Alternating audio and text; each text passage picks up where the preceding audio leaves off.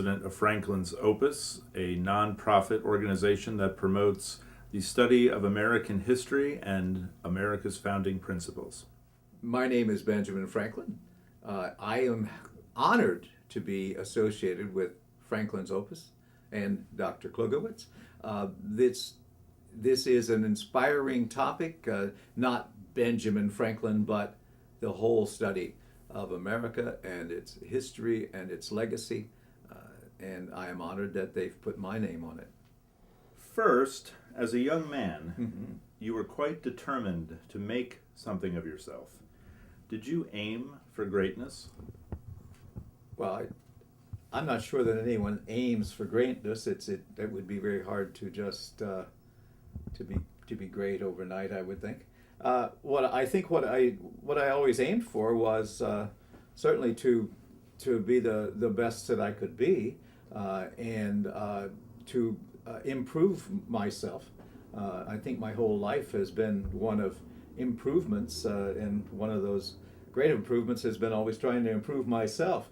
I suppose that certainly in the eyes of many people, greatness seemed to happen, but I was always just trying to improve myself, whether it was improving my education beyond my 2 years of formal education, or improving my lot in life, which at times meant, early at the age of 17, meant leaving Boston, where I saw a few prospects, and striking out on my own, ending up in Philadelphia. So I wouldn't say I aimed for greatness, but I certainly always aimed for improvement. So you were born in Boston. I was indeed. And there you were apprenticed to your brother, Yes. who was a printer. And this follows from the first question. Can you tell us a little bit about the Silence Do-Good letters? Oh, well, yes, the Silence Do-Good letters, and certainly in many ways those letters did change my life ultimately.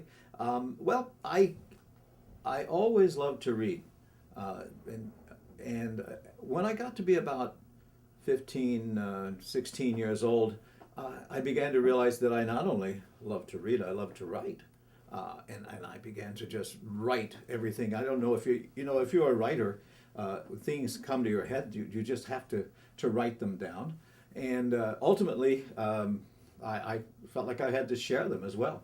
And I would share my writings with my friends, and they would begin to tell me what a wonderful writer I was. And being an adolescent boy, of course, that certainly went to my head, I have to say. Your brother didn't share the same well, my opinion? brother viewed me as his apprentice, which I suppose he had a right to do in retrospect, and that I had a job to do working for him. I was supposed to work for him for 9 years. I was apprenticed to him at the age of 12, and I would have to work for him for 9 years. By the time I was 16, almost 17, I began to really want to write, and my friends encouraged me. They said, well, your brother prints a newspaper. You should have him print something you write. And I thought, well, that sounds wonderful to me. And I went to my brother, and basically I suppose I expressed to him that I was a pretty good writer because my friends had said so. And I gave him a letter that I had composed to the editor, and presumed that he would publish it. And he didn't. In fact, he told me that it wasn't very good. Certainly not good enough for his newspaper. And by the way, I did have a job that I was supposed to be doing. I tried this several times, and was rebuffed every time. Ultimately, it occurred to me that either I was just going to abandon this, or I was going to find another avenue for getting my work published. And so I was determined that James Franklin was not going to publish anything written by Benjamin Franklin. So I wrote something and did not sign my name to it.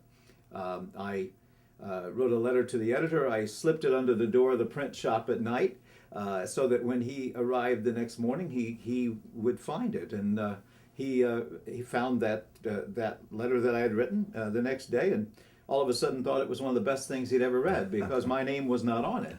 I had created a name Silence Do Good. Now people ask me. I suppose in your time and to your ears, that sounds like a rather strange name. But remember, this was Puritan Boston, and of course there was nothing better than doing good, and that was not an unusual name. But and the name Silence seemed to appeal to people as well, because I had not only changed my name, I had changed my age, and I had changed my gender.